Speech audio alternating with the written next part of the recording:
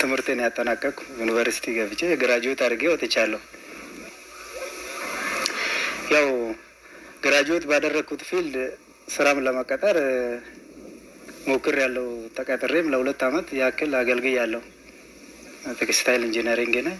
ከትምህርት ተቋማት ተመርቆ መቀጠርና ህይወትን መምራት የሁሉም ኢትዮጵያዊ መሻት ቢሆንም የተሻለ ህይወትን ለመምራት ግን የሚያጠግብ አልሆነም።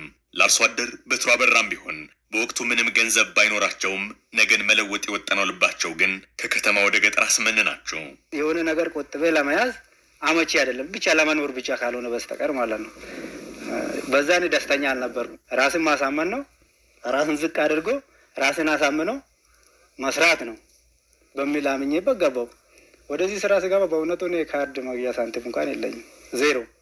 የነገ ማናቃል ይሄ መሰረት ይሆነኛል እና እኔም መስራት እፈልጋለሁ ብዬ ከቤተሰብ ያው አንዳንድ መሬትም ሰጥቶኛል እነሱም ከቤተሰብ እኔም እዚህ መስኖም እንደዛው ብዬ ያው በመቆጠብና በመታገል ያው ትንሽዬ ነገር ሳንቲም ብዬ ያው ወደዚህ አሁን ወደ ተረጋጋ ህይወት እኖራለሁ ማለት ነው። አሁን ላይም ጠንክሮ በመስራት የዘሯቸውን ሰብል በመሰብሰብ ላይ ይገኛሉ። አጋጣሚው የስንዴ ምርታቸውን በዘመናዊ ማሽን ሲወቁ አገኘናቸው።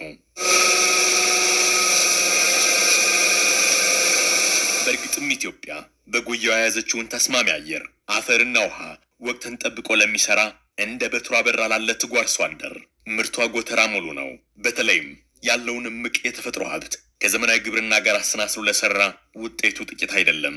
ለዚህም በምርት ስብሳቦ ላይ ያገኘናቸው አርሶ አደር በትሩ አበራ ጊዜ ገንዘብና ጉልበትን ቀንሶ የምርት ጥራትንም ጨምሮልናል የሚሉት ያልሆነ ዝናብ ለምሳሌ አሁን የምናግዘውም በመኪና የሚያግዙ አሉ። የምንወቃውም በመኪና ዝናብ ወቅቱን ያልጠበቀ ዝናብ መጥቶ ብክነት አያደርስብንም። በጊዜ ነው ከስሩ እየወቃን ከስር የምንወጣው ማለት ነው። ብክነት የለም። በተመሳሳይም ምርትን ቴክኖሎጂ በፈጠረላቸው እድል እየሰበሰቡ ያሉ ሌሎች አርሶ አደሮችም የሚሉት ይሄንኑ ነው። ማሽኑን ገብቷል። አጨዳ የሚያሄደው ውቂያም ቅድም እንዳያችሁት በማሽን እየተወቃ ነው ያለው። በፊት ግን የሚሰራው ስራ ያው በበሬ ነው። ወንፎል አምጥተን ከጎረቤትም ከዛም አምጥተን በሮይ ጋር ስትሯጥ ማለት ነው። ከአንድ በረት ያልወጣና ከሁለት በረት ባይመጣ ከብት አይጣጣም። ተመርቶ ምርት ደግሞ አፈር ጋር የተቀላቀለ ይሆናል። ዛሬ ግን ማሽኑ ተሻሽሎ ጊዜው ተሻሽሎ በማሽን ነው የምንወቃው። መንግስት ለግብርናው ዘርፍ የሰጠው ትኩረት ሀገሪቱ ሀብቷን አሟጣ በማልማት የቀደመ የልመና ታሪኳና ስሟንም አድሷል።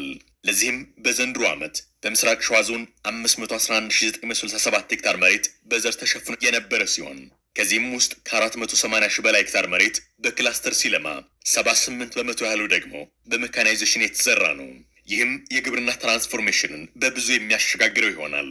ግብርናን እናሻግራለን ስንል የግብርና ትራንስፎርሜሽንን ለማረጋገጥ በተበጣጠሰ ግብርናን በመስራት ሳይሆን በክላስተር በመስራት የአርሶ አደሩን የስራ ባህር ከመቀየር አንጻር፣ የበሽታዎችን ከመቆጣጠር አንጻር፣ ለክትትልና ለድጋፍ ሁኔታዎች ከመመቻቸት አንጻር፣ ሰፊ ስራዎች ምርትን ከመሰብሰብ አንጻር፣ የገበያ ትስስር ከመፍጠር አንጻር ክላስተር ሰፊ አስተዋጽኦ አለው። እንዲህ ያለው ተግባርም ከዓመታት በፊት በዓመት የነበረውን የስንዴ ምርት ሽፋንን እንዲጨምር አድርጎታል። ከ4 ዓመት ፊት 100 ሺህ ሄክታር የሚሆን መሬት በመኸሩ በስንዴ አይዘራም። ዘንድሮ ግን ከ280 ሺህ ሄክታር በላይ የሚሆነው በስንዴ የተሸፈነው የመኸሩ ማለት ነው። ይህንን ምንድነው ስንዴን ስናስብ ስንዴ የምግብ ዋስትና ማረጋገጥ ብቻም ሳይሆን የሀገር ሉዓላዊነት ከማስከበር አንጻር ራስን ችሎ ለሌሎች ሀገሮች ተምሳሌት ከመሆኑም አንጻር ሰፊ አስተዋጽኦ ስላለ ይህን ስራ እየተሰራ ነው ያለው።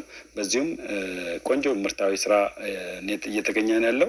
ሰፊ ክላስተሮች ወረዳዎችን ከወረዳዎች የሚያስተሳስር ቀበሌዎችን ከቀበሌዎች የሚያስተሳስር ስራ ተሰርቷል። በዞኑ ከ19 ሚሊዮን ኩንታል በላይ ምርት ለመሰብሰብ ታቅዶ እየተሰራ ሲሆን እስካሁን 10 ሚሊዮን ኩንታል ምርት ተሰብስቧል። ምርትና ምርታማነት እናሳድጋለን ስንል በዘንድሮ ዓመት ከ19.3 ሚሊዮን ኩንታል በላይ እናገኛለን ብለን ያቀድ ነው። ቆንጆ ምርትም ነው የምናገኘው። ምርት ገበሬው ከ35% በላይ